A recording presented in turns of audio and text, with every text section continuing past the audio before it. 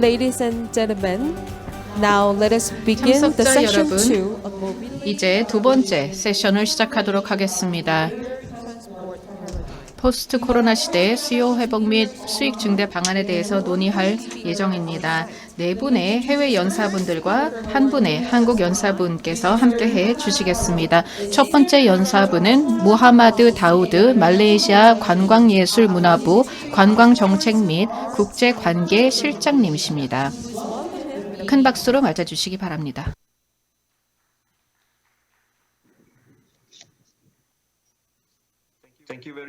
대단히 감사합니다, 사회자님. 네, 안녕하십니까? 여러분들께 인사의 말씀을 드립니다. 전 세계 모든 동료 여러분들께 인사를 드립니다. 본 컨퍼런스의 주최 측인 인천공학공상 측에 감사의 말씀을 드립니다. 오늘 이렇게 훌륭한 회의를 준비해 주셔서 감사드리고 컨퍼런스에 참여하게 되어 기쁘게 생각합니다. 특별히 항공 여행과 관련해서 말씀을 드리게 되어 기쁘게 생각합니다. 오늘 제 발표를 통해서 아시아 태평양에 집중해서 말씀을 드리도록 하겠고요. 코로나 이전의 시나리오도 보여드리고 현재의 상황에 대해서 말씀을 드리고 마지막으로는 여행업계의 미래에 대해서 또 여행의 트렌드에 대해서 말씀을 드리도록 하겠습니다. 에이펙 관광그룹에서는 현재 어떠한 활동을 하고 있는지 말씀을 드리고 정책 제언을 여러분들께 드리도록 하겠습니다. 다음 슬라이드를 보시면 보시는 바와 같이 코로나 이전에 2019년의 상황을 보여드리고 있습니다. 그리고 아시아 태평양 여행 업계가 전 세계 업계에 어떠한 위치를 차지하고 있는지도 보여드리고 있습니다. 아시아 태평양으로 들어오는 관광객의 숫자는 지속적으로 늘어나고 있는 상황이었습니다. 짙은 파란색을 보시면 아시아 태평양 지역이 되겠습니다. 2019년의 수치를 보시면 전 세계 평균, 즉 관광객 증가의 평균과 맞는 것을 볼 수가 있습니다. 2003년에 스파이크가 있는 것을 볼 수가 있는데요. 그때 당시에는 아래로 가는 스파이크였습니다. 사스로 인한 하락세였고요. 그 이후에는 다시 상승하는 스파이크가 있습니다. 2004년에 피크를 이루었고요. 2009년과 2010년도 마찬가지입니다. 세계 금융위기로 인해서 하락을 했다가 즉각적으로 1년 후에 다시 상승하는 것을 볼 수가 있습니다. 그래서 아시아 태평양 지역의 관광객 숫자의 성장을 볼 수가 있습니다. 이것을 통해서 볼 수 있는 것은 재난적인 여행업계의 상황 직후에 바로 급격하게 다시 성장을 하는 것을 볼 수가 있었고 그것의 격차는 1년 정도입니다. 보복 여행이라고 부르기도 하고 빠른 회복으로 부르기도 합니다. 이와 같은 상황이 다시 한번 코로나 이후에 아시아 태평양 지역에서 발생하기를 기대하고 있습니다. 더 중요한 것은 아시아 태평양 지역은 굉장히 빠르게 성장을 하고 있고 전 세계적으로 2019년 기준으로 두 번째로 많은 관광객이 오는 지역입니다.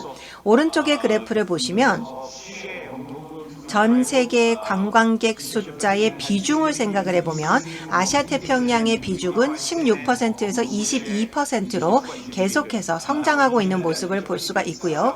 아시아 태평양 자체가 전체 관광객 숫자의 4분의 1가량을 차지하고 있다는 것을 볼 수가 있겠고 이 숫자는 앞으로 계속 더 늘어날 것이라고 생각합니다. 코로나19만 아니었다면 벌써 많이 늘어났을 것이라고 생각합니다. 전체 아시아 태평양 지역으로 들어오는 관광객의 숫자를 보면 3억 6천만 명이라는 기록을 세웠고요. 이것은 전 세계 관광객 숫자의 13억 명 대비 숫자입니다. 다음 슬라이드를 보시면 지금 현재의 상황이 되겠습니다. 2020년의 상황이 되겠습니다. 2020년은 전 세계적으로 관광업계가 마비가 되었던 해였죠. 여기에서 보시면 전 세계의 모든 지역이 상당한 타격을 받은 것을 볼 수가 있습니다. 그럼에도 불구하고 아시아 태평양 지역이 가장 큰 타격을 받았습니다. 일각에서는 회복이 더딜 것이라고 예상하고 있습니다. 그래프를 보시면 UNWTO의 자료인데요. 2019년, 즉 하늘색으로 표시되어 있는 2019년의 자료를 보면 아시아태평양 지역의 성장이 상당히 높아서 4%가량 성장했던 것을 볼 수가 있습니다. 그런데 2020년 코로나로 인해서 아시아태평양 지역의 타격을 보면 전 세계 최악인 것을 볼 수가 있습니다. 마이너스 84.1%를 기록했습니다. 이것을 통해서 볼 수 있는 것은 아주 심각한 상황이 아시아태평양 지역에서 펼쳐지고 있다는 것을 볼 수가 있고, 아시아태평양 지역에서 바이러스가 시작되었다라는 것도 이유가 있고, 또한 많은 도서 지역이 많아서 아시아태평양 지역에서의 회복이 더뎠던 것도 사실입니다. 차후에 아시아태평양 지역이 국경 폐쇄나 관광업계의 구조조정이 가장 많이 일어나고 있다는 자료도 보여드리도록 하겠습니다. 여기에 보시면 킬로미터당 매출을 생각을 해보면 아야타 자료를 바탕으로 해서 상당한 하락세가 있는 것을 볼 수가 있습니다. 전 세계와 비교해봐도 그렇고 또한 다른 지역과 비교를 해봤을 때에도 아시아태평양의 타격이 굉장히 큰 것을 볼 수가 있고, 12월은 마이너스 95%, 11월은 94.7%를 기록하고 있습니다. 그러면 여기서 앞으로 어떻게 발전하게 될까요? 다음 슬라이드를 보시도록 하겠습니다. 여기에 보시면 여러 UNWTO의 전문가 설문조사를 바탕으로 말씀을 드리자면 전망에 대해서는 상당히 신중한 편입니다. 아시아태평양도 그렇고 전 세계도 마찬가지입니다. 왼쪽의 그래프를 보시면 지금 전망은 혼돈되어 있습니다. 전문가의 50%가량은 2021년에 여행업계가 회복될 것이다 라고 이야기를 하고 있지만, 나머지 50%는 2022년 이후에 회복이 된다라고 이야기하고 있습니다. 구체적으로 아시아태평양 지역만 살펴보게 된다면 불행히도 아시아태평양 지역에서 대다수의 전문가들, 즉 300명가량이 설문조사되었는데 대다수가 아시아태평양 지역만 따로 보게 된다면 2022년에 회복이 있을 것이다 라고 전망하고 있습니다. 오른쪽의 그래프를 보시면 설문조사를 토대로 여러 회복에 미치는 요소들, 회복에 영향을 미치는 요소들을 살펴보게 되었습니다. 관광업계가 회복하기 위해서 영향을 미치는 요소들을 생각을 해보면 응답자의 80%가 여행 제한이 가장 큰 영향이 될 것이다 라고 이야기를 하고 있습니다. 다시 국경을 열지 않고 여행 제한을 풀지 않는 한 관광업계가 회복되기는 굉장히 어려울 것으로 보입니다. 그럼에도 불구하고 설문조사가 실시되었을 때 단 하나의 요소가 관광업계의 미래를 결정한다라기보다는 여러 요소들이 같이 영향을 미친다라고 응답한 것을 볼 수가 있습니다. 승객들 혹은 관광객들의 신뢰 회복도 굉장히 중요하다라고 평가를 받고 있는 것을 볼 수가 있습니다. 다시 관광 설문조사와 관련해서 계속해서 말씀을 드리겠습니다. 다음 슬라이드 보여주시죠. 말씀을 드린 것처럼 여행 제한이 관광업계에 영향을 미치는 가장 큰 요소 중 하나로 꼽히고 있는데요. 이 슬라이드를 보시면 현재 여행 제한이 있는 지역들을 보실 수가 있습니다. 여기에 보시면 2021년 1월 기준으로 통계를 사용을 한 것이고 UNWTO의 자료입니다. 짙은 남색 같은 경우 국경이 완전히 폐쇄되어 있는 상황을 의미합니다. 여행에 대해서는 완전히 폐쇄된 상황인데 전 세계적으로는 270개 국가 중에 32%가 국경을 제한하고 있는 것을 볼 수가 있고, 아시아태평양 지역을 보게 되면 그 퍼센테이지는 65%에 달하는 것을 볼 수가 있습니다. 아시아태평양 지역의 국가 중 65%가 국경을 통제하고 있고 이것은 다른 그 어떠한 지역보다 높은 퍼센테이지입니다. 그렇기 때문에 여행 제한을 조금 더 종합적으로 그리고 전략적으로 살펴볼 필요가 있다고 생각합니다. 여행 제한과 국경 통제를 점진적으로 완화하는 것을 생각해 볼 수가 있습니다. 이것은 우선 전체적인 경제 발전과도 관련이 되어 있습니다. 개별 국가들의 경제가 조금씩 회복이 되면 관광에 대한 수요도 늘어나게 될 것이고 특히 출장객들의 수요가 늘어날 것이라고 생각합니다. 여러 근거를 기반으로 해서 지금 현재 위협이 있다라는 것을 보여주지 못하는 상황에서는 점점 더 국경을 열 수 있어야 한다라고 생각합니다. 그리고 백신 보급률도 굉장히 중요하다라고 생각합니다. 백신의 보급 속도가 빨라지면 전 세계적으로 국제 여행의 회복될 것이라고 생각이 됩니다. 다음 슬라이드 보시죠. 백신과 관련을 해서 말씀을 드리자면 간략하게 최근의 상황을 보여드립니다. 이 자료 같은 경우에는 이코노미스트의 인텔리전스 유니트가 2021년 3월 1일 공급한 자료입니다. 여기에 보시면 백신 보급이 어느 정도 이루어지고 있는지를 국가별로 보실 수가 있습니다.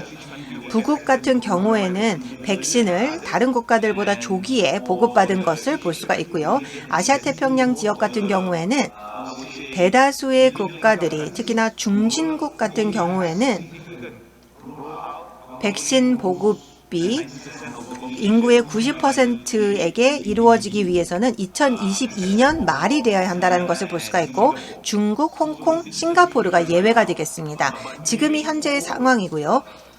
앞으로 미래를 생각을 해보면 이 세션의 제목을 다시 한번 생각해보면 포스트 코로나 시대 수요 회복 및 수익 증대 방안입니다. 제가 개인적으로 생각을 해보면 포스트 코로나 시대 같은 경우에는 사실 언급할 필요도 없습니다.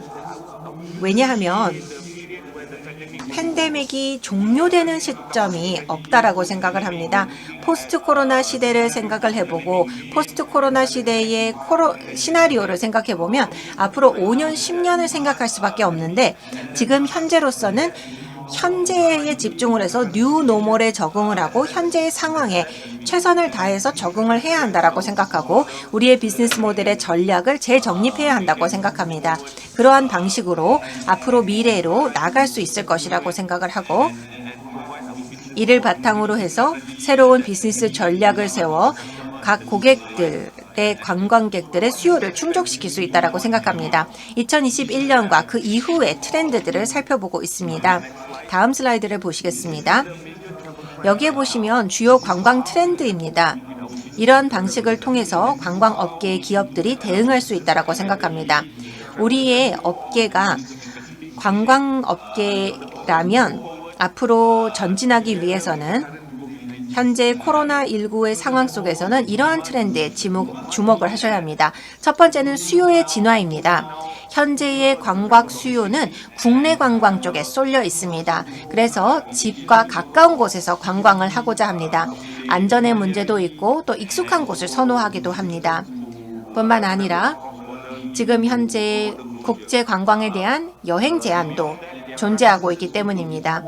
이와 더불어서 오프 더 그리드 경험을 선호합니다. 그래서 밖에 나가서 야외에서 자연 속에서 도시 밖에서 많은 것들을 즐기고자 합니다. 많은 것들을 경험하고자 합니다. 그래서 이러한 수요가 있고 또한 출장객들도 회복되고 있습니다. 왜냐하면 경제적인 이유로 출장을 갈 수밖에 없는 상황이 되어서 출장 관련된 산업이 먼저 회복이 될 것이라고 생각합니다. 마이스 같은 경우에도 오늘의 회의와 마찬가지로 하이브리드나 버추얼 컨퍼런스가 늘어나게 됩니다. 이러한 상황에서 일부 출장객들이 분명히 회복될 것이라고 생각합니다. 그리고 불확실성 때문에 조금 늦게, 평소보다 늦게 예약이 이루어지는 것들도 있습니다. 두 번째로는 건강과 위생입니다.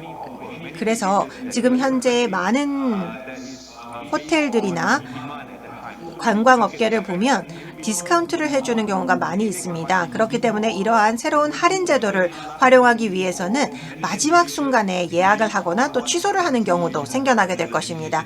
물론 이와 같은 백신이라든지 확진자들의 추이에 따라서도 취소와 예약이 급하게 이루어지기도 합니다. 다시 건강과 위생에 대해서 말씀을 드리자면 건강과 위생을 통해서 관광객들의 신뢰를 회복할 수가 있게 됩니다. 스포츠를 위해서, 레저를 위해서, 출장을 위해서 관광을 할 때, 여행을 할 때 반드시 건강과 위생이 뒷받침되어야 하고 고품질의 의료시설이 필요합니다. 반드시 신뢰가 있어야 합니다. 정확한 정보가 시의적절하게 제공이 되어야 합니다. 이것이 본국뿐만 아니라 여행을 가는 여행지에서도 제대로 된 신뢰 가능한 정보를 받을 수 있어야만 관광에 대한 의사결정을 할 수가 있게 됩니다. 건강과 관련을 해서는 특히나 오지 같은 경우에는 적절한 인프라가 확보가 되어야 하고 지역사회 보호가 필요합니다. 그래서 관광지 내에서 지역사회 또한 관광객을 받아들일 준비가 되어야 할 것입니다. 이러한 지역사회의 안전도 굉장히 중요하고 여러 시설이라든지 병원들이 잘 확보가 되어야만 혹시 모를 확진자들의 숫자들을 수용할 수 있을 것입니다. 앞으로 관광 수요가 늘어나기 위해서는 이러한 부분이 필요하고요. 세 번째로는 디지털화와 혁신이 필요합니다. 혁신과 디지털화 같은 경우에는 불가피합니다. 지금 현재 코로나로 인해서 디지털 붐이 이루어지고 있습니다. 전자상거래가 굉장히 많이 발전하고 있습니다. 사람들이 집에 있기 때문에 집에서 온라인 쇼핑을 많이 하고 있고요. SNS를 사용하고 있고 또 모바일 형태로 사람들을 만나고 있습니다. 비대면 편리시설도 중요해지고 있습니다. 많은 관광업계에서 이 부분을 반드시 감안해야 한다고 생각합니다. 특히나 공항과 항공사들은 이 비대면 기술의 발전이 상당히 많이 이루어지고 있는데요.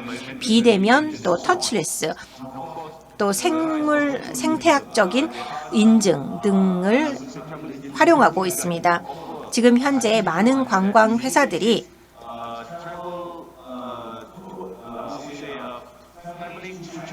예를 들어 말레이시아의 차이나타운을 여행을 할 때 구글 어스를 사용을 합니다. 그래서 구글 어스를 보면서 차이나타운을 보게 되는 것이죠. 그래서 구글 어스를 통해서 예를 들어서 나중에 여행 제한이 풀렸을 때 가볼 수 있는 곳을 미리 구글 어스를 통해서 볼 수가 있는 기술들이 활용이 되고 있습니다.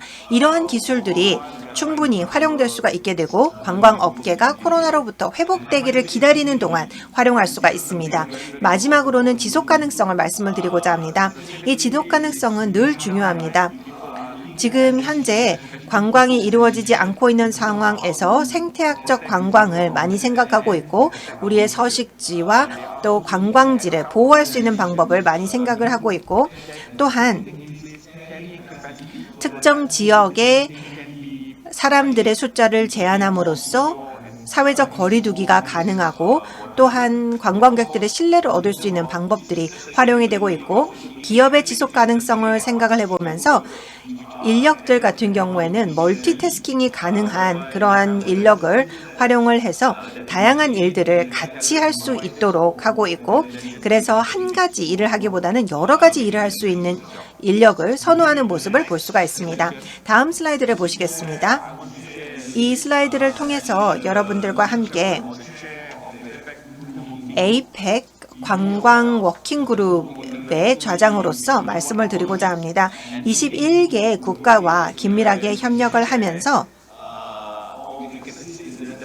업계를 도와서 발전시키기 위한 노력을 진행을 하고 있는데 그중에 APEC 관광 전략 계획 2020에서 2024를 마련을 했습니다. 이러한 전략을 통해서 코로나19가 미치는 관광업계에 대한 영향을 최소화하기 위해서 4가지 우선순위 분야를 설정을 했습니다. 이 4가지 우선순위 분야는 앞서 슬라이드에서 말씀을 드렸던 트렌드와 굉장히 유사합니다. 디지털 변혁, 인적 자원 개발, 여기에는 인력 자원의 스킬을 확장시키고 또 다양한 스킬들을 갖고 있는 인력을 배양함으로써 여러 가지 일을 같이 할 수 있는 인력을 의미합니다. 그리고 관광시설과 경쟁력을 생각을 해봤을 때 아야타나 여러 국제기구들과 협력을 해서 어떻게 하면 사람들이 에이펙 내에서 이동할 수 있도록 할 수 있는지를 보고 있습니다. 그리고 마지막으로는 지속 가능한 관광과 경제 성장을 목표로 하고 있습니다. 각 지역 사회를 근간을 둔 관광객이라든지 혹은 코로나 이후의 관리나 운영을 생각하고 있습니다. 그래서 앞으로 미래를 나가기 위해서 긴밀하게 에이펙 비즈니스 어드바이저리 카운슬과 협력하고 있습니다. 에이펙 내에 여러 기업들이 함께하고 있는 기관으로서 함께 발전하고자 협력을 하고 있고요. 또 교통 분야, 보건 분야, 응급 준비 분야 등 여러 분야와 에이펙 내에서 협력을 하고 있습니다. 이러한 협력을 통해서 개별적으로 활동을 하고 연구를 하는 것이 아니고 함께 협력해 나가고자 합니다. 에이펙에서 하고 있었던 일들을 말씀을 드렸고요. 특히나 항공업계와 공항들이 저희와 함께 협력을 에이펙 내에서 해주시기를 기대합니다. 에이펙 투어리즘 워킹 그룹에서 함께 협력하기를 기대합니다. 발표의 마지막 부분으로 진행을 하도록 하겠습니다. 몇 가지 정책 제언을 드리고자 합니다. 우선 가장 중요한 것은 많은 국가들이 이제까지 해왔던 것처럼 말레이시아 또한 지속적으로 업계를 위한 지원을 제공하고 있습니다. 말씀을 드린 것처럼 관광업계는 상당히 유동성이 큽니다. 그리고 관광업계는 코로나로 인해서 가장 타격을 많이 받은 업계입니다. 관광업은 늘 사람들이 국경을 넘나들고 있기 때문에 출장객까지도 영향을 받았습니다. 이것은 항공사와 공항까지 모든 업계들을 포함을 하고 있습니다. 따라서 재정적인 지원이 반드시 필요하고 이 위기에 회복기 동안만이라도 살아남을 수 있는 지원이 필요합니다. 그 이후에 기업들 또한 전략을 다시 마련을 해야 하는 것이 사실입니다. 현재의 관광 수요에 맞춰서 전략을 재정립할 필요도 분명히 있습니다. 여기에 보시면 몇 가지 아이디어가 나와 있는데요. 예를 들어서 재정 지원을 업계를 위해서 제공을 하는데 특히나 중견 및 중소기업들에게 영향을 많이 받은 기업들에게 지원을 하는 것입니다. 인프라에 대한 투자도 필요합니다. 정부에서 투자를 함으로써 현재의 관광산업 인프라가 잘 유지될 수 있도록 해야 할 것이고 또 여행 인센티브를 제공할 수가 있습니다. 여러 가지 방법이 있겠지만 말레이시아 같은 경우에는 바우처와 리베이트, 할인을 활용을 하고 있습니다. 이것을 통해서 국내 여행을 증진시키기 위해 노력을 하고 있는데 차후에는 국제 여행도 마찬가지라고 생각합니다. 지금 현재 말레이시아 외에서 말레이시아로 여행을 오는 숫자는 점점 늘어나고 있는 상황입니다. 두 번째로는 많은 국가들과 마찬가지로 말레이시아 또한 조율된 국경 개방을 위해 노력을 하고 있습니다. 이것을 여행 회랑 조치로 부를 수도 있을 것 같습니다. 그래서 국경을 넘나들 때 적용하는 프로토콜을 조화롭게 만드는 것을 의미합니다. 국경을 열기 위해서는 보통은 몇 가지 모델들이 적용이 되고 있습니다. 제가 보기에는 지역 이니셔티브가 예를 들어서 EU가 효과적으로 사용을 하고 있습니다. EU 같은 경우에는 국가별로 안전도를 색깔로 표시를 해서 안전한 국가, 중간 국가, 그렇지 않은 국가로 구분을 하고 있습니다. 그래서 해외로 여행을 갈 수 있는지 없는지 여부를 이렇게 색깔로 구분을 한 것을 볼 수가 있습니다. 그렇지만 여전히 EU처럼 오래되지 않은 지역들 같은 경우에는 협상이라든지 갈 길이 멀다라고 생각이 됩니다. 양자 간 합의도 가능합니다. 여러 국가들은 이것을 버블이라고 부르기도 합니다.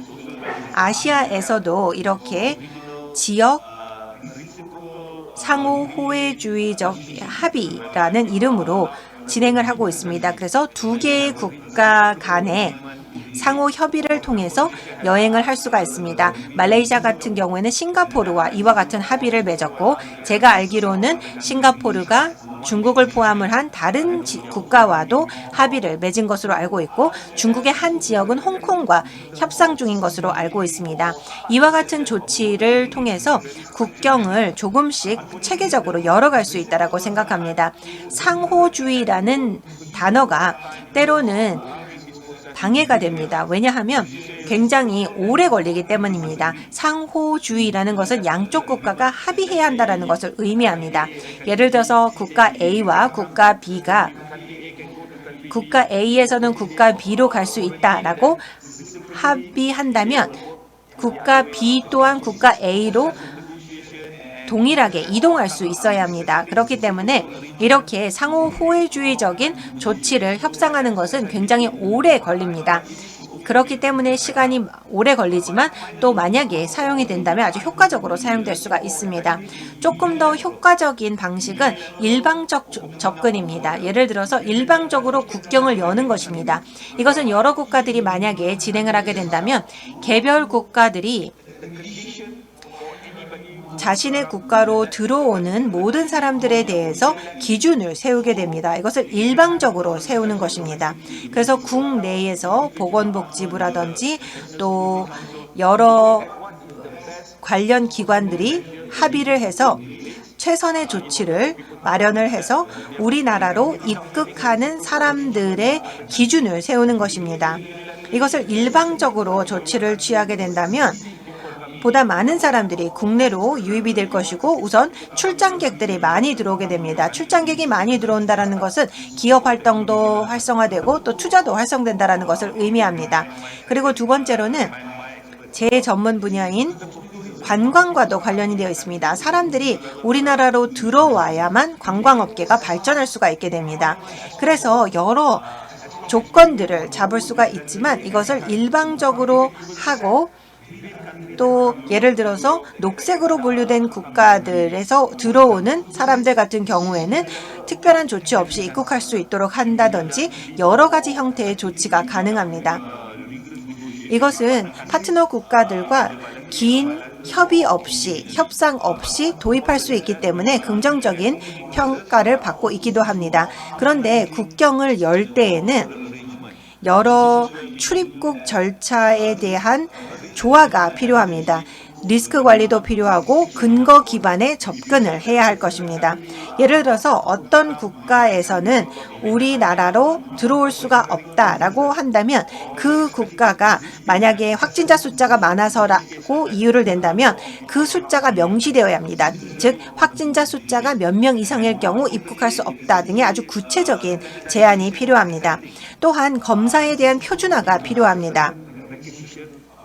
그리고 여러 국가들 간에 반드시 검사에 대해서 함께 인정을 하고 표준화를 해야 할 것입니다. 지금 현재 오히려 이 검사에 대해서는 중요도가 점점 떨어지고 있고 지금은 백신 인증을 더 중요하게 생각하는 것 같습니다. 그렇다면 어떻게 하면 특정한 백신이 사용이 되었는지를 인정하는 것, 또 인증하는 방식에 대해서 많은 논의가 이루어지고 있습니다. 다음으로는 디지털화의 활용입니다. 여러 디지털 기기들과 스마트 백신 인증서를 활용할 수가 있게 되는데요. 말씀을 드린 것처럼 WHO는 전 세계적으로 상호 호환 가능한 인증서를 마련하기 위해서 노력하고 있습니다. 백신 인증서를 마련하기 위해 노력을 하고 있는데요.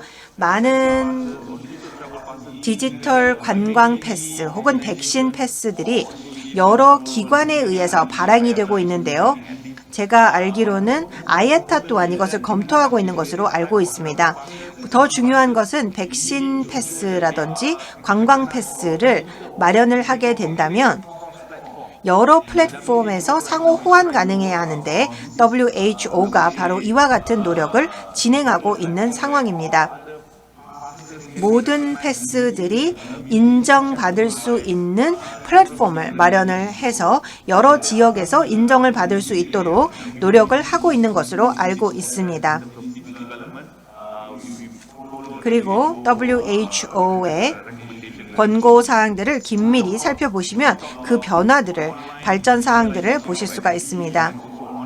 그리고 온라인 인증서 등을 생각해 볼 수가 있는데 이러한 경우에는 사이버 보안 조치와 가이드라인이 늘 준수되어야 할 것입니다. 그래서 이 온라인 패스가 제대로 활용될 수 있도록 해야 할 것입니다. 마지막으로는 녹색 기술의 도입입니다. 녹색 기술이라고 하는 것은 이미 말씀을 드린 것처럼 지속 가능성 때문에 중요합니다.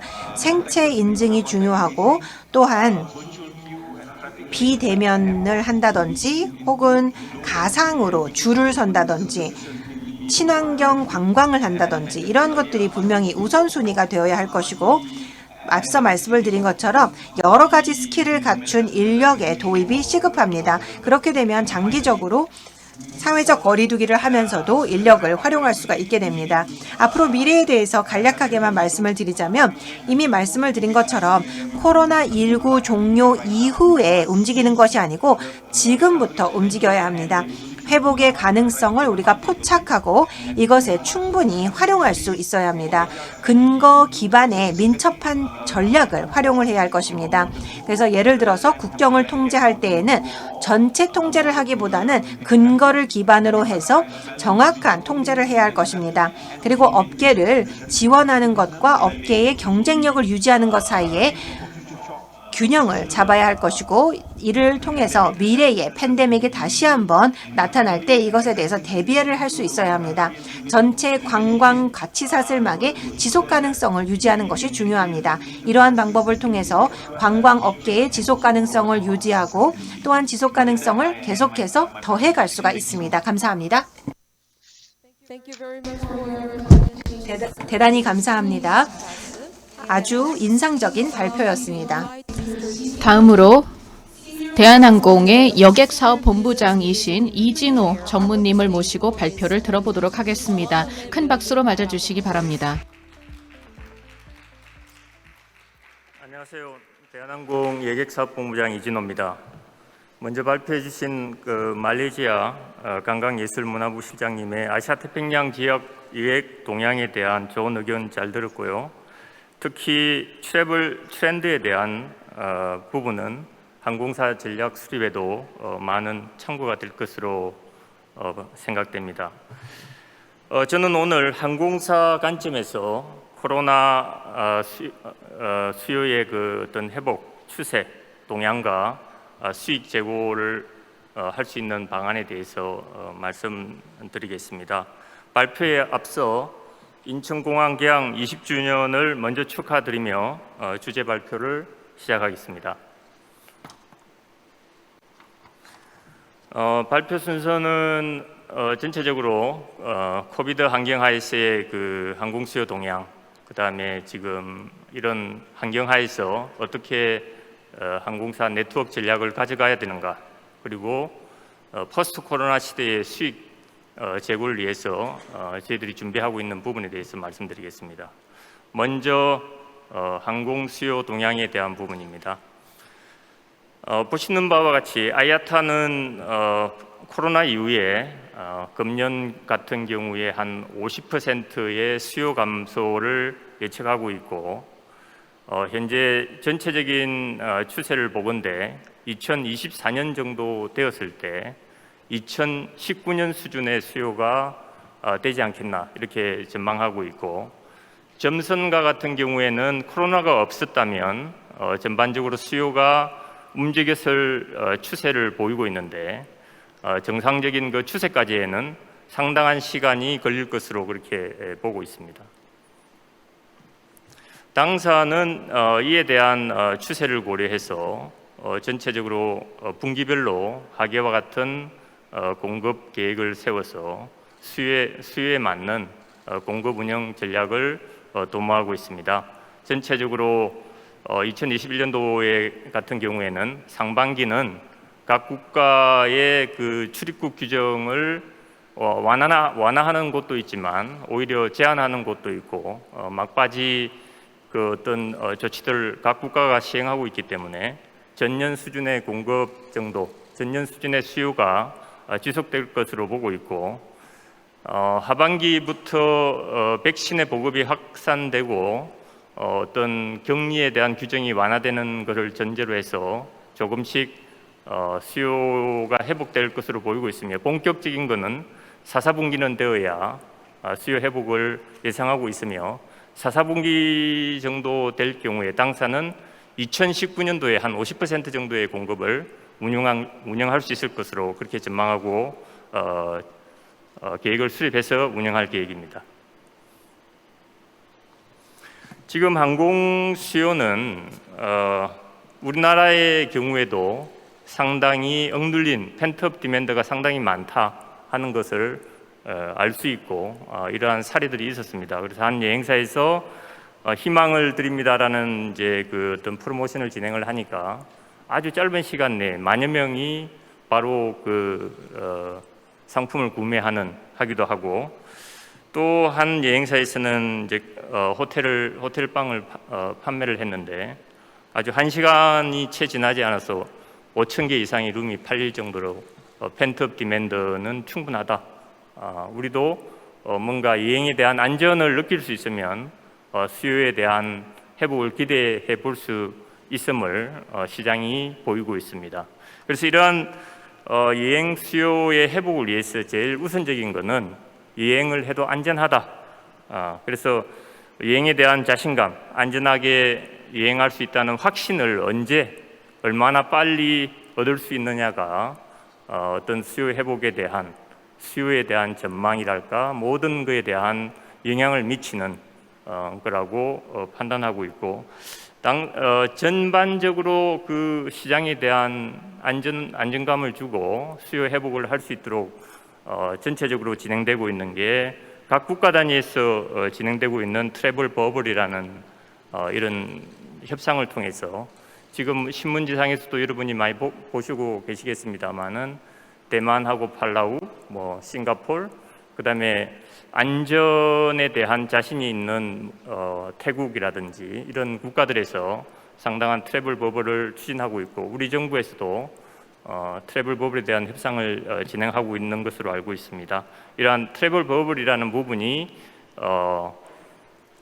이제 좀 준비되어서 구체적인 국가 단위로 안전지대에 대한 여행이 개시되고 여행을 했더니 예전과 동일하더라라는 확신이 있을 경우에 수요가 그것이 마중물이 되어서 수요가 회복할 수 있을 것으로 보고 있고, 또한 이런 국가 단위의 그 활동 외에 아이아타 주관으로 헬스 패스포트의 개념으로 아이아타 트래블 패스라는 그 부분을 추진하고 있습니다. 저희들이 지금 2달에 걸쳐서 아이아타와 협의를 해서 4월 2주째에 이제 시범 플라이트를 할 예정입니다. 그래서 백신을 받거나 PCR 테스트를 받은 내용을 어떤 앱에 인정하고 페이퍼로 갖고 다니는 그런 절차 대신에 어떤 간편한 시스템적으로 모든 여행의 플로우를 거치게 함으로써 격리를 완화시킬 수 있다든지 어떤 그런 부분에 대한 조치를 할 수 있도록 저희들도 적극적으로 동참을 하고 있고, 이상과 같은 조치들에 의해서 뭔가 안정감을 주고 한다면 국가 단위의 그 격리 완화 등의 조치들이 있을 것으로 보입니다. 이러한 격리 완화가 되어야 되고, 또 여행 자체는 한 국가에서만 해서 되는 게 아니고 여러 국가가 어울려서 같이 했을 경우에 효과가 나타나는 것이기 때문에 이러한 조치들이 병행이 되면 그의 결과로서 어떤 격리 제도, 격리 규정의 완화가 이루어지면 그 시점을 기점으로 해서 수요 회복이 본격적으로 될 것으로 그렇게 보고 있고, 그러한 수요 회복을 위한 노력을 진행하고 있습니다. 관련해서 항공사의 네트워크 전략은 기본적으로 코로나를 맞음에 따라서 전체적으로 포인트 투 방식, 여러 국가를 거쳐서 가는 여행 방식보다는 한 국가에서 한 국가를 직접적으로 여행하는 방식의 여행이 많이 늘어날 것 같고, 주재하시는 바와 같이 저희들도 아시아나와의 통합을 기점으로 해서 이런 포인트 투 포인트의 전략적인 그런 전개를 할 계획입니다. 반면에 대륙 간 이동, 우리가 통상적으로 육수요라고 칭하는 대륙 간 이동은 허브앤스포크, 인천을 기점으로 한 허브앤스포크도 스틸 굉장히 중요한 부분입니다. 그래서 그런 측면에서 볼 때 인천공항의 그 경쟁력이 당사를 비롯한 우리 한국에 있어서 상당한 도움이 될 것 같고, 당사도 기본적으로는 포인트 투 포인트 전략을 확대하면서 아울러 대륙간 이동 수요에 대해서는 허브앤스포크 전략을 병행해서 전반적인 영업을 해 나갈 계획입니다. 이러한 그 네트워크 전략은 수요의 회복이 전제되어야 그 효과가 있는 것입니다. 그래서 아울러 당사는 수요 회복을 위한 노력들을 집중적으로 하고 있는데, 초두에 말씀드린 바와 같이 여행에 대한 안전이 굉장히 중요하다. 그래서 인천공항공사, 인하대병원 이런 거와 협업을 해서 인천공항이 지금 테스트 센터를 운영을 하고 있고요. 그다음에 당사가 여러 가지 케어 퍼스트 프로그램을 운영을 하고 있고 홍보하고 있으며, 또한 지금 여객 수요는 보시는 바와 같이 많이 죽어 있지만 기본적인 네트워크를 유지하지 않으면 어떤 여행 수요의 회복이 굉장히 어렵기 때문에 저희들이 지금 카고 전용으로 여객기를 카고 노선에 투입하고 있는 부분이 있습니다. 그런 부분을 이용을 해서 최대한의 기본적인 노선망을 유지를 하고, 또한 여행 수요는 전세기 형식으로 어떤 송환 수요라고 그럴지 아니면은 우리나라와 같은 경우에는 해외 생산 거점에 대한 전진 기지들이 있죠.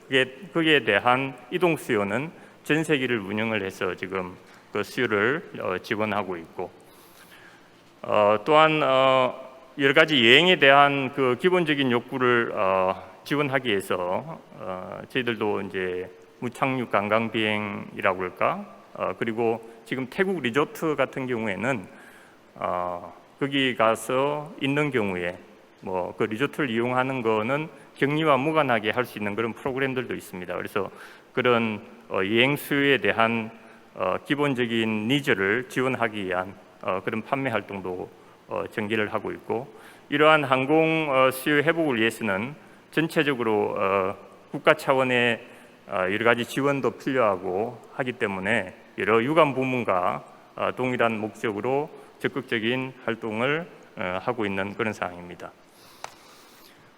포스트 코로나 시대에 레미뉴 제고를 위해서 저희들은 기본적으로 환경의 변화에 대응한 준비를 하는 것으로서 어떤 수익을 제고하려고 하고 있습니다.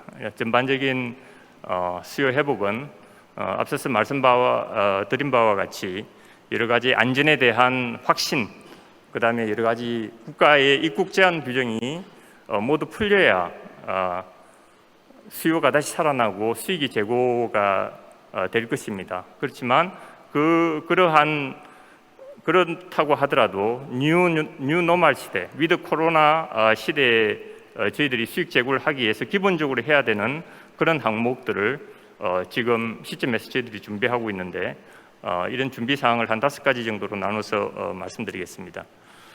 먼저 디지털라이제이션입니다. 그래서 저희들이 지금 하고 있는 부분은 앞으로 코로나 이후에는 전체적으로 여러 곳을 거치지 않고 스스로 할 수 있는 환경에 대한 부분이 굉장히 중요하다. 이 부분이 고객의 선택을 받을 수 있는 결정적인 부분이기 때문에 여행 단계별로 디지털라이제이션을 위해서 다양한 조치들을 하고 있고, 한 가지 예를 든다면 저희들 비행기를 타보면 아시겠습니다만은 여러 가지 탑승 인원의 확인을 위해서 다단계에 걸친 점검 활동을 하고 있는데, 그런 어떤 모바일 스캐너를 이용을 해서 커뮤니케이션도 하고 승객의 소재 등을 확인하는 등 디지털라이제이션에 대한 부분을 저희들이 진행을 하고 있고, 또 그 다음에는 지금 앞으로는 핸드폰에 대한 보급이 확산됨에 따라서 모바일에 의한 판매 환경 구축이 굉장히 중요합니다. 그래서 당사는 금년 1월 달에 모바일 홈페이지 개편과 동시에 모바일 앱에 대한 부분도 아주 간편한 이용을 할 수 있도록 기구축해서 지금 운영 중에 있습니다. 그래서 지금 고객들의 반응도 좋고 아주 편리한 편리하게 이용할 수 있도록 하고 있으며 앞으로도 지속적으로 보완을 해서 이 모바일 환경에 대한 투자를 지속해 나갈 계획입니다. 네, 전무님 말씀 중에 죄송합니다만 2분 정도 남아 있다는 점 미리 알고 있습니다. 말씀드리겠습니다. 예. 다음은 어떤 항공사에 있어서의 그 비용 절감 부분으로서 기존의 항공사의 유통 비용은 큰 부분이 지대세와 관련된 부분인데 이러한 부분에 대해서도 새로운 뉴 디스트리뷰션 채널을 구축을 해서 직접적으로 고객과 다양한 마케팅을 할 수 있는 이런 유통 구조의 변화를 위한 기술적인 부분도 저희들이 준비를 하고 있습니다. 다음에는 지금 전 세계적인 환경 이슈에 적극적으로 동참할 수 있도록 저희들이 이제 신기제 지금 향후 한 70여 대의 신기제를 도입을 해서 에코 프렌들리한 그리고 하이 이피션시를 가져올 수 있는 기제로 지속적인 전환을 거쳐서 환경 문제와 비용 문제를 함께 준비해 나가고 있습니다. 마지막으로 언제나 중요한 고객 중심의 환경, 예를 들면 각 여행 단계별로 예약 발권, 공항 에세이 절차, 그 이후의 단계 각 부문별로 저희들이 준비하고 있는데 예를 들면 예약 단계에 있어서는 어떤 노티피케이션, 그 안내를 강화하는 그런 등의 조치를 하고 있고 티켓팅에 있어서는 결제 방식의 다양화, 이런 체크인은 모바일 체크인 등의 신기술을 이용한 방법들, 그 다음에 사후에 고객에 대한 의견을 잘 수렴을 해서 즉각적인 방안을 수립함으로써 전체적인 잠재 고객의 풀을 넓히는 방향으로 준비를 해 나가고 있습니다. 이상 항공사 입장에서의 포스트 코로나 시대를 대응하는 방안에 대해서 말씀드렸습니다. 네, 전무님 발표 감사합니다. 다음으로 발표해 주실 분은 태국공항 화물관리부문 부사장이신 카타 비닌 부사장님이십니다. 큰 박수로 맞아주시기 바랍니다.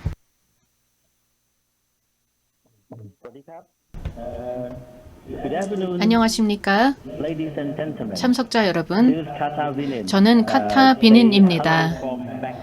태국 방콕에서 인사를 전합니다. 오늘 여러분들께 먼저 감사의 말씀을 드리고 또한 인천국제공항공사에 감사의 말씀을 드리고 싶습니다. 저를 초대해 주셔서 발표를 할 수 있게 되어 기쁘게 생각합니다.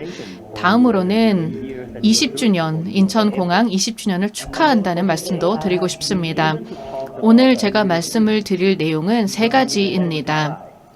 어떻게 공항의 수요를 회복하고 또 수익을 증대할 수 있을지라는 이런 주제에 대해서 제가 크게 4가지 영역에서 말씀드리겠습니다. 첫 번째는 상황에 대해서 보고를 드리고, 두 번째로는 팬데믹으로 인해서 항공화물에 어떤 영향이 있었는지, 그리고 네트워크 협업은 어떻게 하고 있는지, 새로운 상품들은 어떻게 등장하고 있는지 말씀드리겠습니다.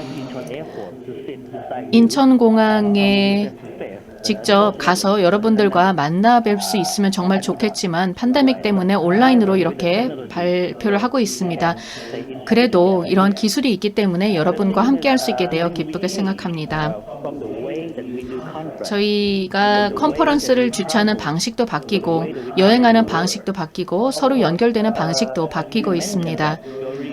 앞서서도 많은 분들께서 말씀을 해주신 것처럼 항공산업도 빠르게 바뀌고 있습니다. 작년 2020년은 정말 힘든 시기였습니다. 공항이 거의 문을 닫아야만 했고, 그리고 공항을 이용을 하는 사람들도 수백 명에 불과했습니다. 하지만 이러한 위기를 기회로 삼아서 시설을 보강하고 개선하며 직원들을 교육시키고 우리가 보유하고 있는 역량을 확장할 수 있는 기회가 또한 되었다고 생각합니다. 팬데믹이 종식되면 마침내 다양한 승객들을 태국으로 모실 수 있는 역량을 갖출 수 있게 될 것입니다.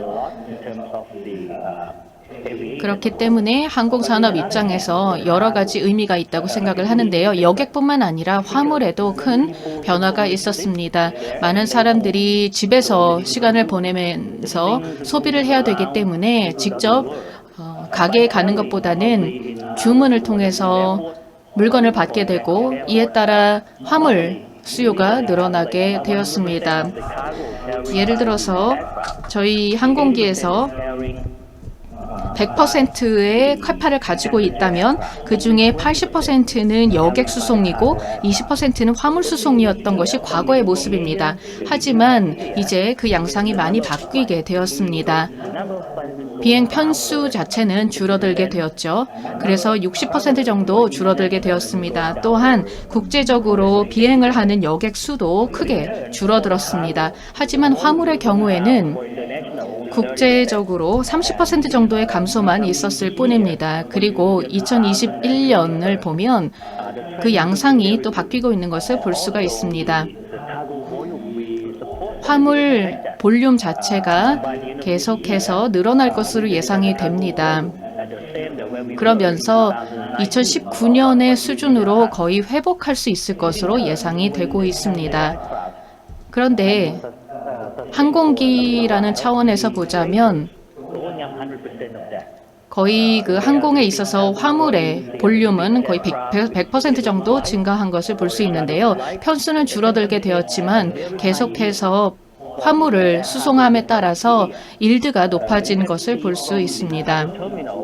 화물 터미널 모습을 보면 밤낮 없이 굉장히 바쁩니다. 많은 사람들이 작업을 하고 있고 또한 화물이 계속 들어오고 나가는 모습을 볼 수 있습니다. 팬데믹이 화물에 어떤 영향을 미쳤는지 보자면 결국 사람들이 집에만 있나 할지라도 소비는 계속되고 있다는 점입니다. 그리고 제조업체들도 여전히 생산을 하고 있습니다. 그리고 다양한 제품을 생산하고 있고 이를 소비자들이 소비하고 있습니다. 이러한 상황에서 소비자들이 물건을 구매하면 이는 물류 시스템을 이용을 해서 전달이 되어야 합니다. 공항은 전체의 물류 공급망의 일부분을 구성하고 있습니다. 그리고 다양한 물건을 배송하기 위해서 여러 가지 수단을 생각할 수가 있겠죠. 육상 수송, 해상 수송, 그리고 항공 수송 등의 옵션들이 있습니다. 항공 수송과 관련해서 매력이 있는 것은 시간이 빠르다는 것입니다. 그리고 비용 저렴하게 더 빠르게 물건을 배송할 수 있는 옵션을 당연히 기업들은 원할 것입니다. 다시 말해 화물의 양이 늘어나게 되는데 이제는 전자상거래가 좀 더 확장이 되면서 인당 화물 운송을 야기시키는 볼륨이 늘어나게 되었습니다. 다시 말해 전 세계적으로 화물 물동량이 늘어날 수밖에 없는 상황이라는 점인데요. 태국의 공항의 경우에는 저희가 전자상거래 증가에 따라서 거의 1000% 정도의 항공화물 수요가 증가했다는 것을 볼 수 있었습니다. 태국의 공항의 경우에도 이렇게 급격한 화물의 증가가 있었고요. 이에 따라서 공유 서비스를 이용을 해서 여객과 화물을 다양한 방식으로 섞게 되었습니다. 각각의 그 공항마다 주로 관광객들을 위주로 하는 공항들이 있고 또 산업을 위한 공항들이 있고 또 여러 가지 그 어떤 성격을 가진 공항들이 있을 텐데요. 태국의 공항의 경우에는 전략적인 위치를 차지하고 있습니다. 그렇기 때문에 다양한 수요에 대응할 수 있습니다. 저희 방콕의 경우에는 캄보디아, 라오스, 미얀마 그리고 베트남과 인접해 있고 대만과도 가깝습니다. 그래서 거의 2억 5천만 명 정도의 인구를 커버하는 그런 위치에 있습니다. 이러한 국가들은 서로 연결되어 있습니다. 국경을 맞대고 있죠. 그렇기 때문에 다양한 모드를 이용한 화물 운송이 가능한 곳입니다. 저희는 저희 경영진들과 함께 화물 운송을 개선하기 위한 노력을 했습니다. 그래서 다양한 화물 서비스와 비즈니스를 다각화하기 하게 되었습니다. 여객만을 위한 공항이 아니라 화물 서비스를 개선하기 위한 노력을 계속해 왔고, 그래서 저희가 1단계에서 항공 화물과 관련된 면적을 확장을 했고, 그리고 더 많은 부지를 확장을 하고 공항 인접한 부지를 개발하게 되었습니다. 그뿐만 아니라 지금 현재 정보 공유라는 그 체계를 사용하고 있는데요. 해상 운송과 육상 운송 그리고 항공 운송의 정보를 공유함으로써 좀 더 효과적으로 배송이 이루어질 수 있도록 하는 것입니다. 좀 더 투명하게, 좀 더 효율적으로, 좀 더 추적 가능하게, 빠르게 상품을 전달할 수 있도록 데이터를 활용하는 것인데요. 데이터를 활용하고 분석함으로써 좀 더 원활한 배송이 이루어질 수 있도록 합니다. 회사에서 물건을 비행기에 싣고 그 이후에 육상으로 배송을 하는 이 모든 과정들이 좀 더 원활해질 수 있도록 하는 것입니다. 그래서 태국 공항에서는 이 물류 링크를 제공하는 서비스를 시작했습니다. 6개의 공항들이 함께 네트워크로 연결이 된 것인데요. 태국에 있는 6개의 그 크고 작은 공항들을 연결해서 좀 더 효과적인 배송이 이루어질 수 있도록 할 것입니다. 고객 입장에서 어떤 공항을 선택을 하든지 간에 치앙마이로 바로 물건이 이동할 수 있도록 하는 네트워크 지원이 가능한 것입니다. 그리고 지역 플랫폼을 이용함으로써 좀 더 효과적으로 허브앤스포크 방식으로 화물을 전 세계로 보낼 수 있도록 하는 네트워크를 구축하는 것을 포함합니다. 이런 작업을 현재 진행하고 있습니다. 이렇게 다양한 공항들을 네트워크화해서 좀 더 효과적인 화물 서비스를 제공을 하는 과정 중에 있는데요. 화물이라고 하면 특히 신제품으로서 저희의 신상품으로서 화물 서비스를 위한 비즈니스 클래스를 만들게 되었습니다. 화물을 일반적으로는 이코노미 클래스 정도로 생각을 하는데 비즈니스 클래스 개념을 도입함으로써 화물을 좀 더 부가가치가 높은 화물의 경우에 혹은 좀 더 특별한 케어가 필요한 그러한 화물의 경우에는 비즈니스 클래스를 적용하는 것이죠. 예를 들어서 굉장히 고가의 그러한 제품들을 또는 굉장히 고가의 어떤 원재료를 굉장히 비싼 식당에 전달을 해야 되는 경우에는 아주 섬세한 케어가 필요하고 신선 제품이기 때문에 아주 빠르게 효과적으로 잘 전달을 할 필요가 있습니다. 예를 들어 비행기에 망고를 싣게 되는 경우 굉장히 좋은 그런 품질의 망고의 경우에는 다치지 않도록 잘 섬세하게 케어를 해주어야 합니다. 화물에 대한 비즈니스 클래스로 운송을 하는 경우에는 좀 더 비용은 많이 들겠지만 정말 어떤 최선의 케어를 제공을 해주는 그런 서비스가 되겠습니다. 그래서 저희는 특히 신선품에 대해서는 별도의 채널을 마련했습니다. PPL이라고 하는데요. 신선품을 위한 프리미엄 레인이라고 부릅니다.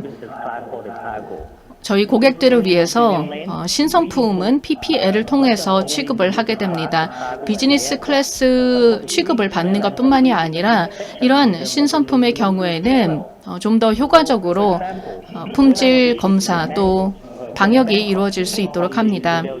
예를 들어 벨기에로 이러한 신선품이 수출된다고 해봅시다.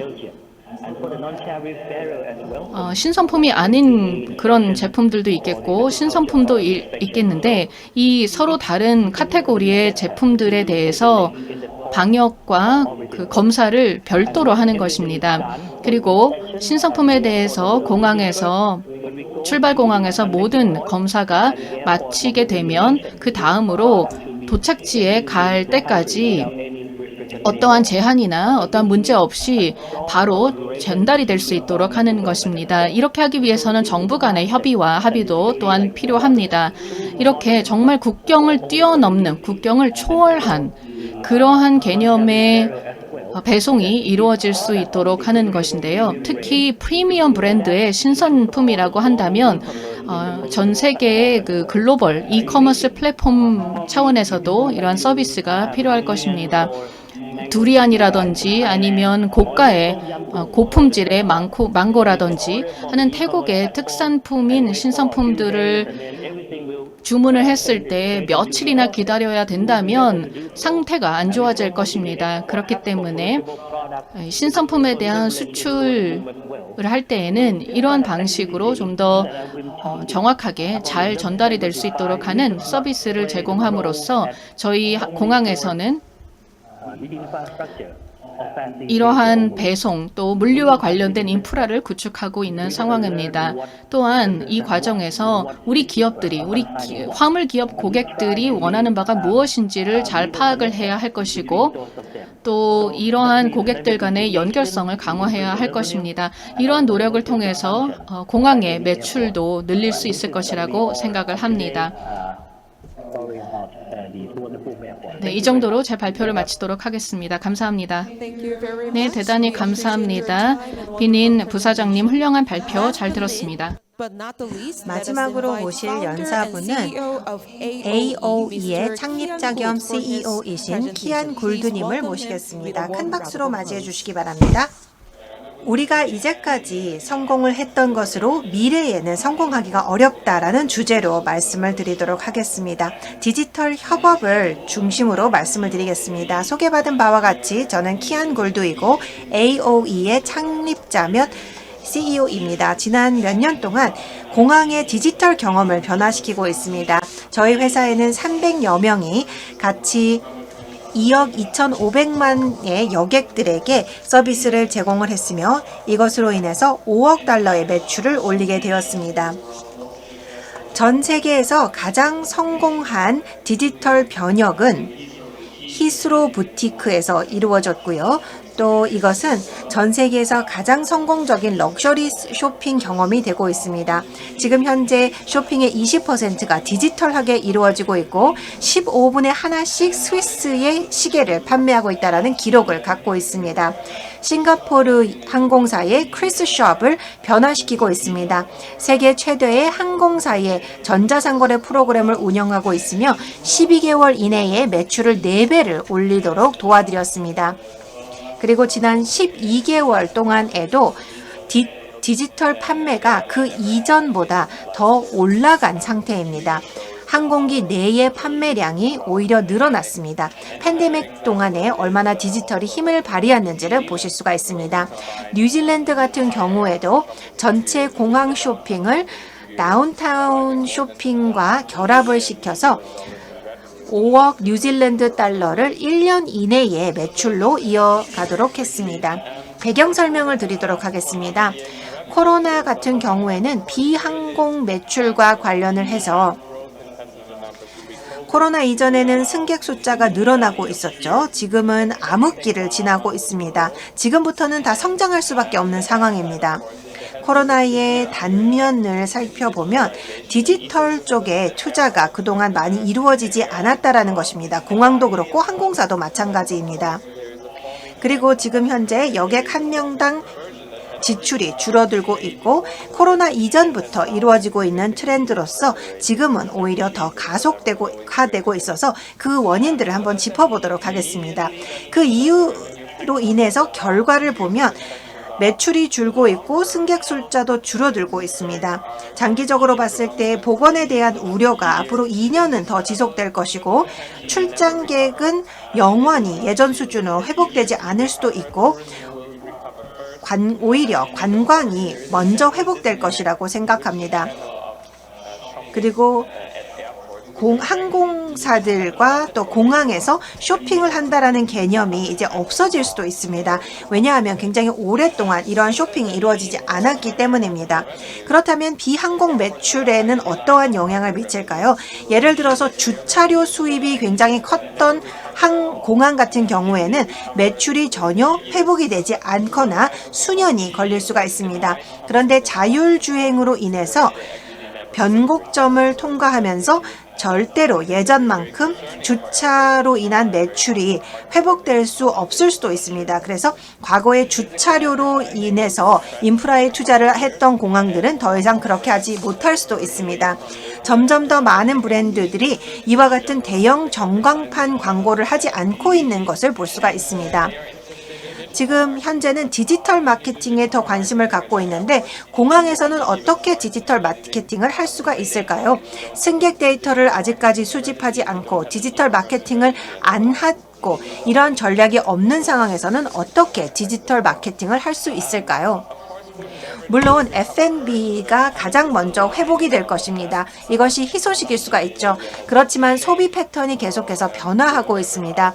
그렇기 때문에 F&B 또한 서비스 형태가 바뀌어야 할 것이고, 그래서 예를 들어서 사전 주문이라든지 아니면 기존의 음식들을 포장 판매하는 형태로 많이 발전할 것이라고 생각합니다. 공항에서 승객들이 구입을 하는 비율은 점점 줄어들 것입니다. 왜냐하면 우리가 이미 알게 된 것은 제품을 살 수 있는 방법이 굉장히 많이 있다는 것을 이미 우리가 학습을 통해 터득을 했습니다. 공항에서 판매를 하는 제품들 같은 경우에는 저희 부모님 세대가 그동안 전자상거래에 익숙하지 않아서 공항에서 구입을 했더라면 이번에 코로나로 인해서 부모님 세대 또한 전자상거래의 편리성을 경험하게 되었습니다. 코로나 이후에 어떻게 습관이 바뀔까요? 여기에 보시면 작년에 마이츠가 진행한 설문조사의 결과입니다. 관광객의 65%는 공항에서의 습관을 바꾸게 될 것이라고 합니다.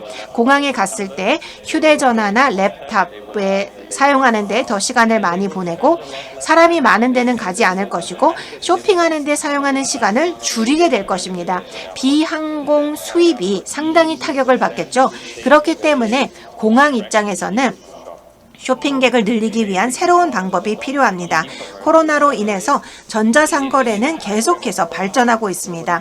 4개월 이내의 발전 속도는 보통 10년이나 5년 정도 걸렸을 그 정도의 발전입니다. 작년 한 해 동안 전자상거래가 195% 증가했고 전 세계적으로 마찬가지입니다. 태국 발표를 통해서도 들으신 바와 같이 화물 운송이 1000%나 늘었다라고 합니다. 이것은 일시적인 현상이 아니고 지속적인 트렌드라고 볼 수가 있고 공항은 분명히 타격을 받을 것입니다. 공항에서는 무엇을 할 수 있을까요? 물론 혼자 해야 하는 일들도 분명히 있습니다. 어떻게 보면 사고방식을 바꿔야 합니다. 어떻게 보면 지주의 마인셋에서 이제는 회사의 마인셋으로 바꿔야 합니다.